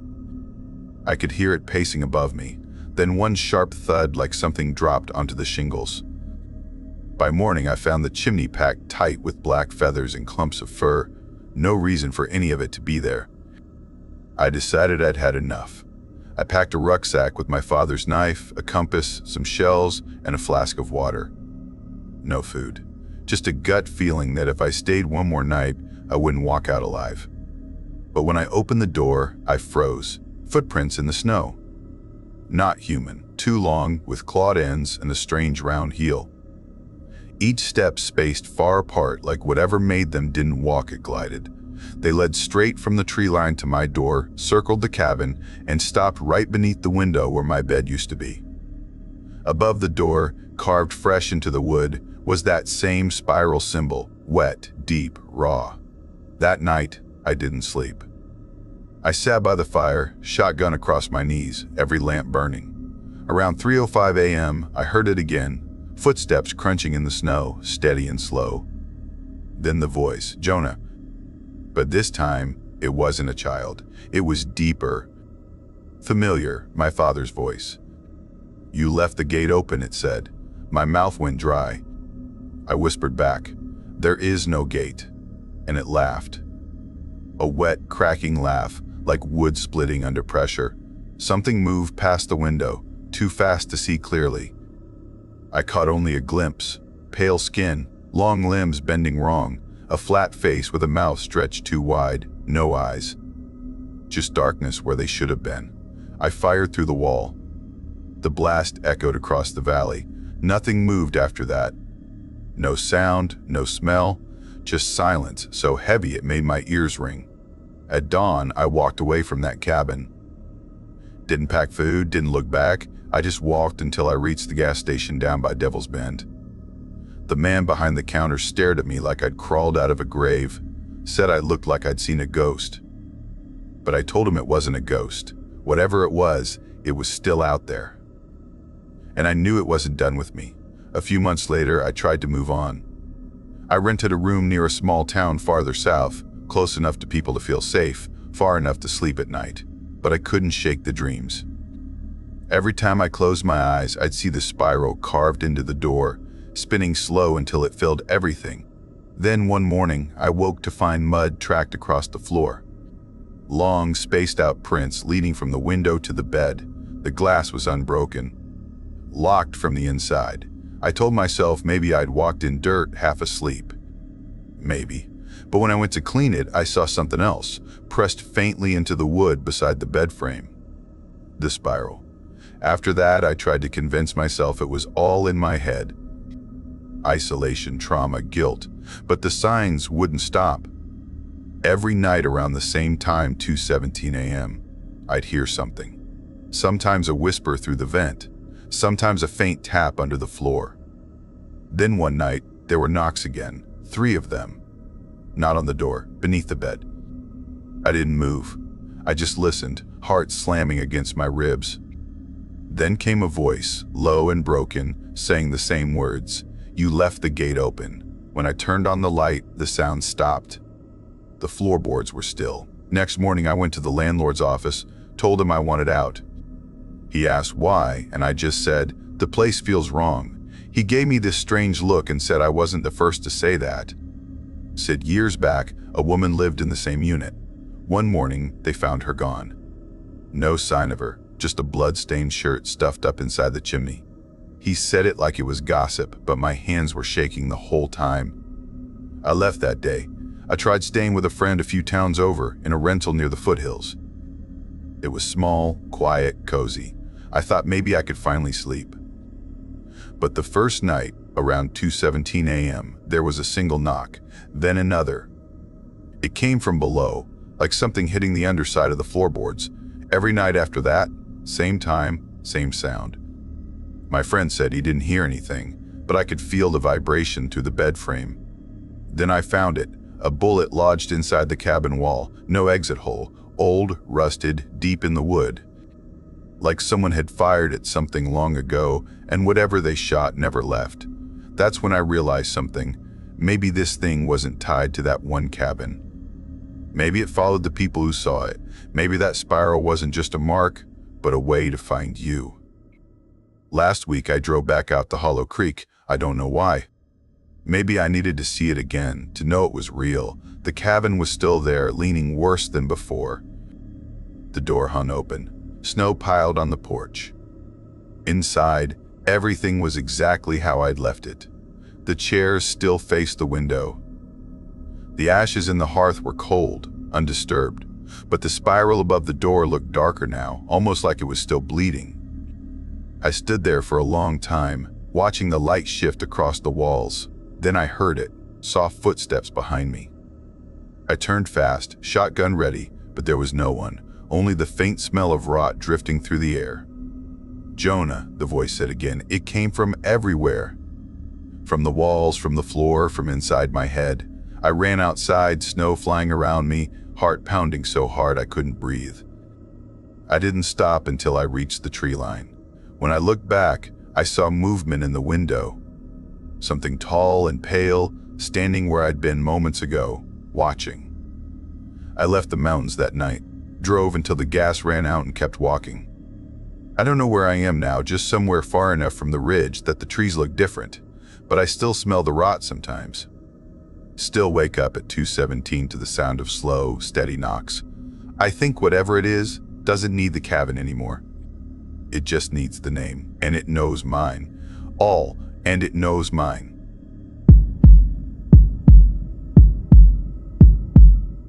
I grew up where the mountains fold into each other like sleeping giants, far from city light or noise, where the nights are so quiet you can hear snow breathe. Folks there say the hills remember everything, even what you try to forget. My name's Noah, and I was born in a trailer just outside of Ash River, tucked deep in the northern ridge. It wasn't much, 2 rooms, a thin stove, and the sound of wind crawling down the tin roof, but it was warm. My father was a trapper, like his father before him, and my mother handled everything else.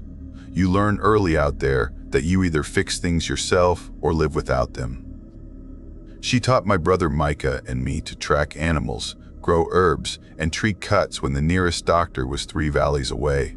That was just life. The strange stories came with it too. Tales about lights that floated through the timberline, voices that called your name from the holler after dark, and animals that acted too human. I used to think they were just old talk, the kind folks told when the power went out. But that winter proved otherwise. It came early, colder than any I remembered. Snow piled up against the door till we had to dig our way out. The trails iced over, even the smokehouse path gave out when part of the ridge collapsed. Food started running low. I could tell from the way Dad counted what was left that we wouldn't last long if the weather kept up. That's when he mentioned the letter, something he'd gotten from an old friend named Clyde Hatcher. Clyde had a hunting cabin up near a place called Dagger Creek Hollow, so we could use it if times got rough. I remember the look on Dad's face, like he didn't want to go but didn't see any other choice. We left at dawn, the cold biting through our coats, sled loaded with what food and blankets we could carry. The snow swallowed the road within hours, and by the time we reached the hollow, everything felt wrong. The woods were too still, the air thick like we were walking underwater. The cabin stood at the edge of a frozen creek, bigger than ours but older, its roof sagging under years of snow. The porch steps groaned like they hadn't been walked on in forever. Inside, the air was stale and heavy. Dust floated like mist, and every footstep echoed too long. But it had a working stove and jars of old preserves in the cellar, so Dad said it would do. Micah and I took the loft. Mom and Dad stayed downstairs. That first night, something woke me. It was soft, like wood tapping wood. I peeked over the edge of the loft. The cellar door was wide open. Dad had latched it earlier. I'd seen him do it. But now it hung there, blacker than black, like the dark itself had weight. I stared until my chest felt tight, then ducked under the blanket and waited for morning. Dad wasn't happy when he saw it open. He muttered something about the latch not catching, wedged a chair under the handle, and told us not to mess with it. But every night after that, the noises got worse. Scratching under the floorboards. Slow dragging sounds that moved from one side of the house to the other. We told ourselves it was animals, maybe something trapped under the foundation. But deep down, we all knew better. A few mornings later, Dad went out to check his traps. When he came back, his face was pale. The traps were snapped and bent, metal twisted like wire. The snow around them showed prints, Long, narrow, shaped like feet, but not quite.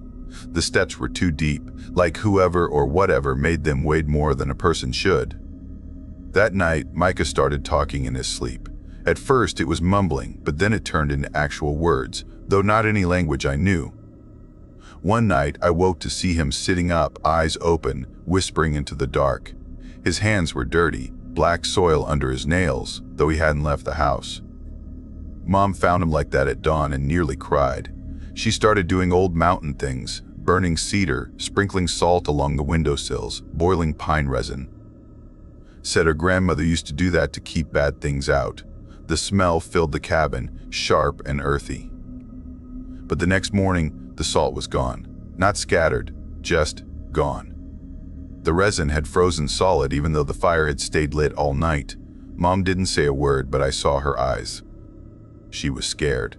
2 days later, we heard footsteps outside, crunching through the snow.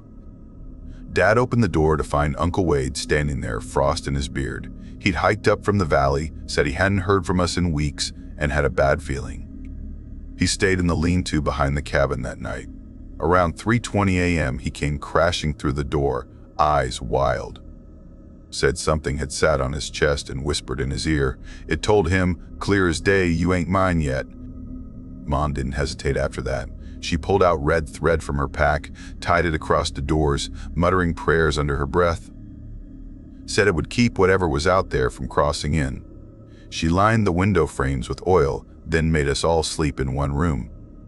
That night, the sound came back.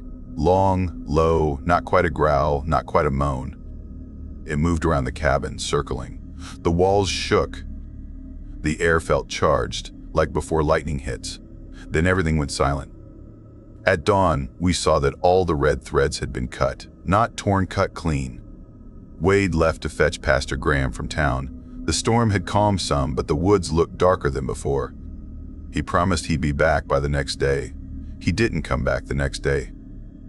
When he finally did, 3 days later, he was half frozen, his clothes stiff with ice. He said he'd seen lights in the woods, blue and green, moving fast, vanishing when he blinked. Something followed him the whole way. The preacher arrived the morning after. He didn't step inside right away, just stood at the edge of the porch, staring like he was reading something we couldn't see. After a while, he said softly, "This place has been marked." He walked the perimeter, murmuring under his breath, splashing oil in the snow. When he finally entered, he made us stand in a circle and began praying, his voice steady but strained. The air grew heavier, pressing down like the ceiling was sinking. I felt a hand brush my shoulder, but when I turned, no one was there. When it ended, the preacher pointed at the old chair near the hearth, one we hadn't touched since we got there. Said that's where it came through. Burn it. Dad and I dragged it outside and lit it. The flames turned green, then black.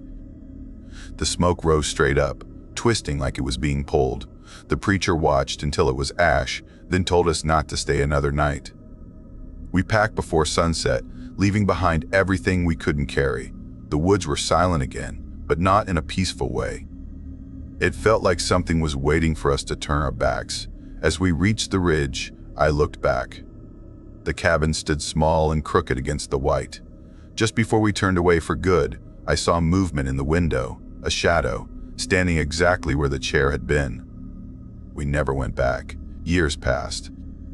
I moved away, got work in a lumberyard near Pike's Crossing, tried to live normal, but the hills never stopped calling in my dreams. Sometimes I'd wake to hear that same low dragging sound under my floorboards, only for it to stop when I turned on the light.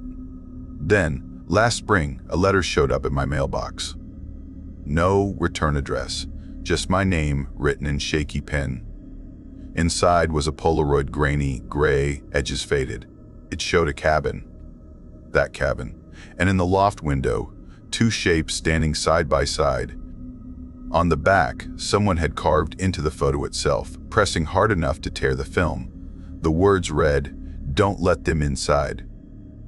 I burned it, but the smell of cedar stayed in my house for days. 2 months later, I couldn't sleep. Around 2:17 a.m., I heard a sound from the kitchen. Not a creak, not a thump, more like furniture sliding. When I went out, every chair in the house was turned to face the front door. I told myself I was dreaming, pushed them back, went to bed, but the next morning, they were turned again. That night, I sprinkled salt across the doorway, just like Mom used to. When I woke up, it was gone. Not spilled, gone. Something had started whispering my name from the hallway. I moved again, farther south this time, near Hollow Bend. Small town, new trailer, quiet neighbors. I didn't tell anyone why I left. Didn't tell anyone what followed me, but it's getting harder to pretend. Last week, while cleaning under the kitchen table, I found a strip of tape stuck to the wood. When I pulled it loose, 3 Polaroids fell to the floor. Each one showed people asleep in a bed. My bed, different nights, different positions. And in every picture, a dark shape stood in the corner, closer each time. I keep hearing tapping now, soft and steady, like wood knocking wood. The same sound that woke me that first night in Dagger Creek Hollow. I've checked every inch of this place, but the sound always moves, just under the floor. Sometimes, late at night, I smell pine resin and cedar, like smoke. I've been thinking about going back there to see if the cabin's still standing, if maybe burying that chair wasn't enough. I know I shouldn't, but the hills still call when the wind turns cold, whispering my name through the dark. If I go, maybe I'll finally understand what followed us out of that place. Or maybe it'll just finish what it started. Either way, I can't ignore it anymore. The tapping's getting louder. I didn't plan to go back there. That ridge wasn't on my map, not anymore, not since the night the ground itself seemed to breathe under my feet. My name is Glenn Red, and I don't go looking for fear. It finds me. It started one quiet morning when the thought came out of nowhere, clear as a whisper behind my ear. Go to the mountains. I couldn't explain it, couldn't fight it. The idea stuck, sharper than hunger, and it felt less like a plan and more like something calling me back. For weeks I'd been walking through days that didn't feel real, my mind fogged, my nights sleepless. I lived alone in a small town called Marrow Creek, the kind of place where even the wind feels watched. After too many nights staring at the ceiling, I convinced myself a long walk might clear my head. A simple hike, one day only. I packed carefully: water, jerky, first aid kit, flashlight, an old hunting knife, and a paper map just in case. My father, before he passed, always said that a man who travels unprepared invites bad company. I didn't believe in superstition, but that day, I made sure every strap was tight. The sun hadn't risen when I left, the town still wrapped in sleep. The gas station on the edge of Marrow Creek was open, but empty. The man behind the counter looked like he hadn't moved in hours. His eyes followed the map poking from my jacket pocket. When I told him I was heading toward Hollow Peak, he frowned, his hand tightening around a chipped mug. He said softly, almost like a prayer, "Stay on the trail, son." I laughed it off, but something in his face stayed with me, a shadow behind his words. By 9 that morning, I reached the dirt lot at the base of Hollow Peak. 2 trucks sat there, both covered with dust so thick they looked abandoned. The wooden sign by the trailhead was bright yellow, the letters cheerfully painted, but the color felt wrong against the gray trees. It said, "Welcome to Hollow Peak Trail. Easy hike. Perfect views." I stepped into the forest. At first, it was peaceful. The sound of gravel crunching under my boots, sunlight breaking through the branches like shattered glass, and the hum of insects steady as breathing.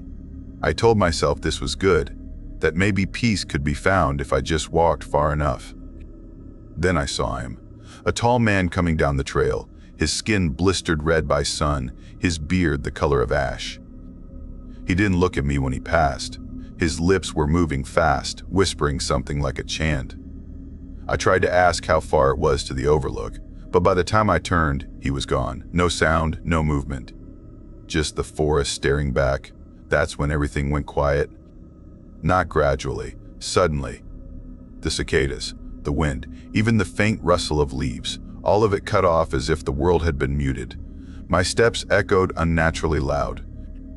The trail markers, bright orange circles painted on tree trunks, disappeared. I walked 10 minutes without seeing one. My phone said I was still on the path, but the ground was changing. soft, spongy, damp, though there'd been no rain. And then I heard them. Footsteps. They matched mine perfectly. When I stopped, they stopped. When I turned, the forest stood still. I called out, forcing my voice to sound steady. The echo that came back was wrong off-timed, like my own voice was being repeated a second too late by someone else. That was when I saw it, hanging from a low branch ahead, a mirror. It was small, cracked at one corner, and swayed gently. My reflection stared back, but something was off. I was breathing calmly, but the man in the mirror wasn't. His chest rose and fell fast, desperate.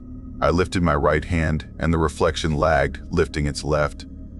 Then it stumbled forward, just once. I turned away and kept walking, refusing to look back. About 50 feet ahead, nailed to a tree, was a piece of paper. I pulled it free. The writing was mine. "You shouldn't have come back." I dropped it. My pulse pounded so hard I could feel it in my teeth. Back? I'd never been here before. At least, I didn't think I had. The trail dipped into a darker patch of woods where the air grew thick and metallic. That was when I started seeing them. Small piles of stones, stacked carefully in arrow shapes, all pointing the same way. Toward the mountain's heart, toward me. I kept walking. Every few feet, another pile appeared, each one newer than the last. The forest floor was soft, almost like it had been dug up recently. The smell of wet iron clung to everything. Then, in the corner of my vision, I saw something move. A shadow crawling low to the ground, fast. I froze, the air burning in my lungs. The movement stopped, but the silence was worse. I pressed on until the trees opened into a small clearing. In the center stood a cabin. It leaned to one side like it had been abandoned decades ago. The roof sagged, the windows black. I told myself it might be a ranger's outpost, a place to rest. The door creaked open with barely a touch. The smell hit me first, sweet, rotting, almost metallic. The air inside was damp, thick with decay. My flashlight beam revealed carvings on the walls, names. Hundreds of them, layered over each other. Some carved deep and dark with age, others fresh enough that the wood still flaked pale. My name was there, Glenn read. Today's date carved right below it. The floor tilted beneath me. My breath came shallow. I stepped back, my light trembling across the walls, and that's when I saw the shape in the corner. It was standing. Tall, still, its outline smudged by the shadows, but I knew it was watching me. Then came the footsteps. Slow, deliberate, coming closer. I ran. Branches tore at my jacket as I bolted through the forest. I didn't care about direction anymore. I just needed out. Behind me, I heard something heavy moving, steady, never rushing, as if it knew I couldn't escape. I tripped, hit the ground hard, and when I looked up, there was another mirror hanging from a tree right in front of me. My reflection leaned closer this time, whispering something I couldn't hear. Its lips moved slower than mine, and behind it, in the mirror's dim glass, I could see the shape. It was smiling. I smashed the mirror with my boot and kept running. The trees thinned at last, the light widening until I saw the parking lot. My car was there, waiting, its windshield flashing like an eye-catching light. I stumbled inside, locked the doors, started the engine. When my phone screen lit up, a message popped up automatically. Welcome to Hollow Peak Trail. Estimated hike time, 4 hours. I'd been gone for 6. In the reflection of the car window, I saw my face, but my mouth was still moving, forming words that didn't reach my ears. I didn't wait to find out what they were. I drove until the trees vanished behind me, until the mountain became a faint shadow swallowed by distance. I thought it was over, but 3 days later, something strange happened. I woke at 3:13 a.m., my heart racing. There was dirt under my nails. My boots were by the door, caked in fresh mud. The smell of wet iron filled my apartment. I don't remember leaving. The next night I dreamed of the cabin again, the walls breathing softly, the sound of footsteps pacing just outside my door. I told myself it was stress, imagination. But when I woke, there was a paper pinned to my bedroom wall, same handwriting. Mine. Stay on the path. I burned it, but the smell didn't fade. A week passed. The quiet followed me like a shadow. No birds outside my window, no hum from the fridge, no sound at all when I spoke. Just silence that thickened around me until I could hear my own heartbeat echo off the walls. Then came the stones. Small piles appearing on my porch, each day a new one, all pointing toward my door. I knocked them down, swept them away, but they always came back. One evening, as the sun bled into the horizon, I saw a man standing by the tree line behind my building, tall, still, the same shape from the cabin. He didn't move, didn't speak, just watched until the light was gone. That night, I heard something digging under the floorboards. I moved out the next morning. I thought I'd escaped, but escape is a word people use before they realize what's already inside them. The trail isn't a place, not really. It's a door. Once you open it, it doesn't close. Months later, I was driving through another town, miles away from Merrow Creek. I stopped at a diner off the highway, ordered coffee, tried to forget. The waitress noticed the map in my jacket pocket and asked if I was hiking. I said no, not anymore. She smiled, then frowned, staring at the logo printed on the corner of the map. Hollow Peak Trail. I hadn't taken that map with me. I'd burned it. I left the diner without finishing my coffee. That night in the motel, I heard footsteps in the hallway, slow and even. I told myself it was another guest. But when I looked under the door, I saw no shadow, just movement. A flicker, like someone pacing but never leaving. At 2:17 a.m., I woke to find a mirror on the wall that hadn't been there before. Its glass shimmered faintly, and written across it in fog were words that made my stomach twist. "You're next." The reflection smiled before I did. I smashed it. The glass didn't break. When I checked out the next morning, the clerk told me no mirror had ever hung in that room. I stopped traveling after that, stopped hiking, stopped leaving town. But the quiet keeps finding me.